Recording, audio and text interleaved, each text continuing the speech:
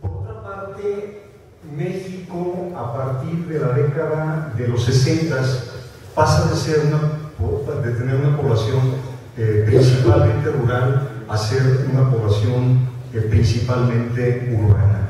O sea, los datos, la concentración actual de la población en las ciudades, pues llega a ser ya casi del 80%.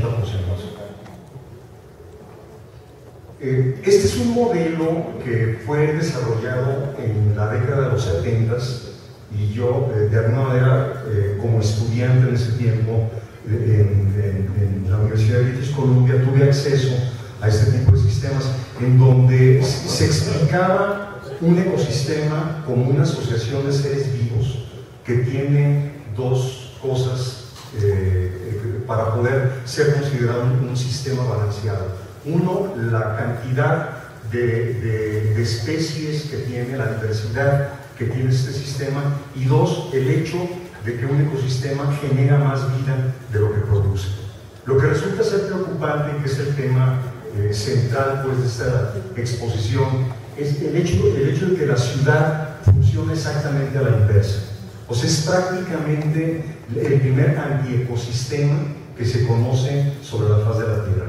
Un ecosistema recibe una determinada cantidad de energía, principalmente la energía solar, una determinada cantidad de materia abiótica o no viva y una determinada cantidad de materia viva. Esos son sus insumos. Y lo que genera a partir de esto es una mayor cantidad de materia viva.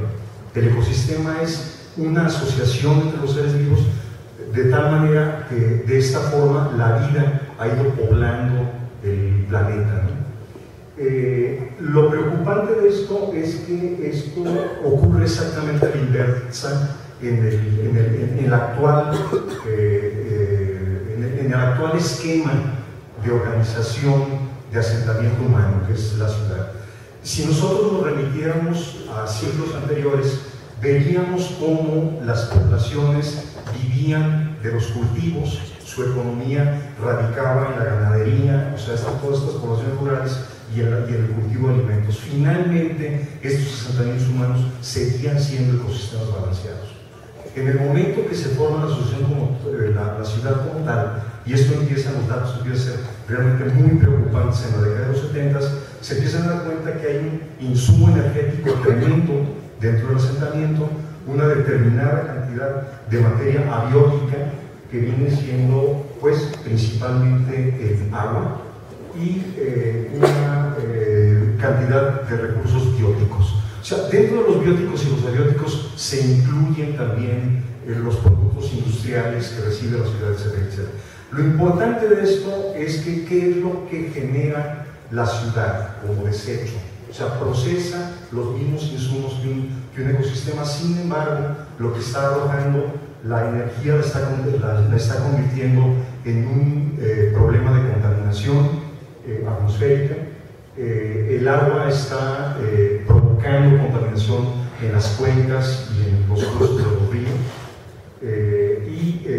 Toda la parte también de generación de desechos sólidos son los problemas que tienen que enfrentar. Entrando al tema de la energía concretamente, los energéticos en México, esta gráfica de hidrocarburos no ha cambiado tanto a pesar de que tiene ya algunos años, simplemente hay una diferencia actualmente en el consumo entre combustorio, que era a principios o a fines de la década de los 80 y de los 90, el principal energético está cambiando a gas natural. Sin embargo, vemos que la economía energética de México sigue fundamentada en recursos no renovables. Esto es una carrera contra el destino, esto es algo que debería estar siendo considerado de alguna manera en forma muy seria. El año pasado, como parte de la reforma energética, fue generado un documento que se llama la Estrategia Nacional de Energía. Este documento es una estrategia del año 2000 2013 al año 2027. Y prácticamente lo que vemos es que el incremento de gas natural se pretende aumentar por medio de la explotación de gas natural del 47 al 72%. Estas son buenas noticias en el sentido que la cuota de carbón que se va a aplicar en todos los sistemas productivos, etcétera, etcétera, va a disminuir de una forma considerable.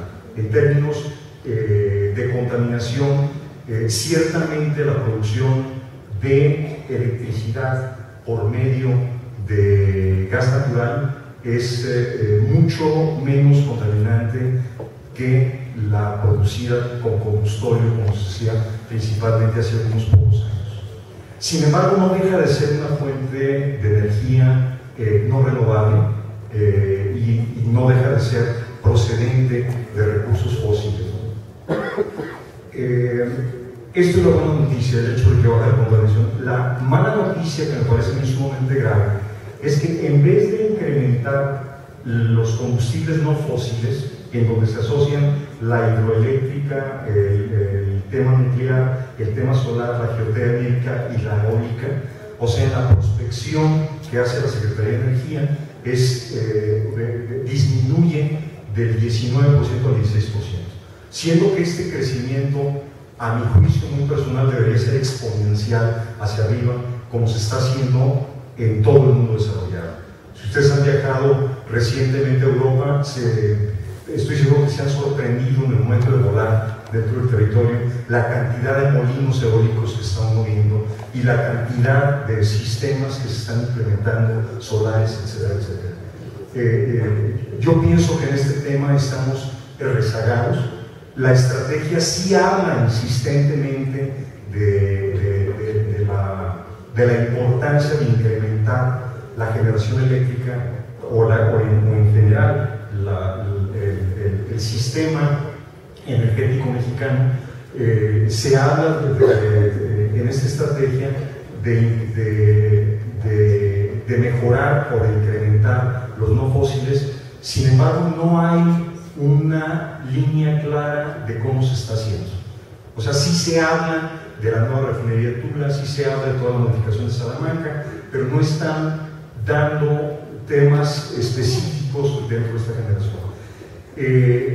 Por otro lado, seguramente la ineficiencia y los costos en la producción eléctrica de México está haciendo que las energías alternativas y concretamente la solar estén por parte del sector privado rebasando por mucho las predicciones que el sector público en algún momento hizo. Lo que se está haciendo actualmente, o sea, grandes empresas de supermercados, por decir algo, que pagan cuentas gigantescas eléctricas, están implementando bancos de potencia muy importantes en el sureste de México principalmente y en otros sitios para meter a la red, o sea, como ustedes sabrán, antiguamente la generación eléctrica privada no estaba permitida, la generación eléctrica era exclusivamente del gobierno. A partir de la década de los 80 hay una modificación en ese sentido en el que la generación eléctrica no puede ser vendida, pero sí puedo generar la electricidad. Es decir, en 1981-82 sería ilegal tener celdas fotoeléctricas en mi casa. Obviamente no conozco a nadie que haya sido sancionado por esto, pero la ley teóricamente no lo permitía. Actualmente sí lo permite. Esto ha hecho un viraje muy fuerte, sobre todo en sectores privados, a empezar a generar su propia energía eléctrica y dejar de pagar cuentas de Comisión Federal de Electricidad. Yo vi alguna cifra, no sé si sea aventurada, pero fue una cifra, no la vi en textos, pero de una persona informada, en donde me decían que las cuentas de Comisión Federal de Electricidad en los últimos 2 años han bajado más de un 20%, o sea, la venta de energía.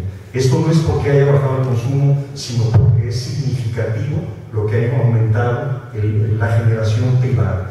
Y en unos días, dentro de la reforma energética, que también son buenas noticias, ya será lícito la venta de energía eléctrica generada en forma privada.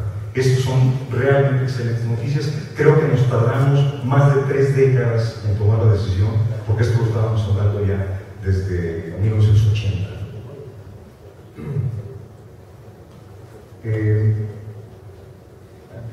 Una de las cosas también que voy a tratar de ser breve en estos temas es que resulta ser muy preocupante es el aspecto de la eficiencia en el consumo de la energía, ¿no? O sea, a nivel nacional, prácticamente el transporte público y el transporte privado equivalen al 40% del consumo energético. Ahorita vamos a hacer unos cuadros comparativos con otros países para ver dónde andamos. O sea, obviamente México se quedó en llantas cuando el resto del mundo se fue a rieles, ¿no?, en transportes de sus mercancías. Esto ha sido también un retraso sumamente grave que ahorita está cobrando la factura. Es difícil competir contra otros países que son más eficientes en el desplazamiento de sus materias primas. La vivienda también no deja de ser nada despreciable el hecho de que si yo asocio, por ejemplo, el transporte privado, que son vehículos particulares principalmente, con la vivienda, estaré teniendo un 38% del consumo energético nacional. Aquí vemos que básicamente el transporte es el principal consumidor de energía, el segundo es la vivienda, el tercero son los servicios y el casi semejante a la parte de la industria. Son datos para la zona metropolitana de la Ciudad de México. Pero aquí vemos un cuadro comparativo en términos del consumo porcentual de energía de transporte en distintas ciudades del mundo. Y me voy a unas, desde las ciudades más ineficientes, como la ciudad de Guadalajara, que es todavía más ineficiente que la Ciudad de México por su deficiencia en transporte público, comparado con la ciudad de Tokio, en donde el transporte ocupa únicamente el 5% del gasto energético de la ciudad. Esto, comparado con ciudades europeas, con ciudades norteamericanas, nos pone realmente en un esquema de aprovechamiento energético, por qué no decirlo, tercermundista. Han sido muy largos los plazos en que las decisiones se están tomando. De esto hemos estado hablando hace muchos años, pero desgraciadamente los mismos parámetros internacionales de producción y todo están haciendo que México cambie hacia otro tipo de alternativas energéticas y que se hagan un poco más eficiente en sus consumos energéticos. El tema del agua, pues es otro tema preocupante también en México, en donde tenemos que la agricultura sigue siendo por mucho el principal consumidor de este líquido, y si viéramos la agricultura como desde el punto de vista económico, no tendría yo la cifra exacta, pero es realmente despectivo o muy pequeño en relación al consumo hidráulico nacional. Es un problema que se viene arrastrando desde hace muchos años, y no únicamente es el problema de la distribución del agua, sino el impacto que ha tenido sobre las cuencas y los ríos de México. O sea, México está considerado, uno de los países que tiene muy escasas cuencas y muy escasos ríos importantes que no estén altamente contaminados.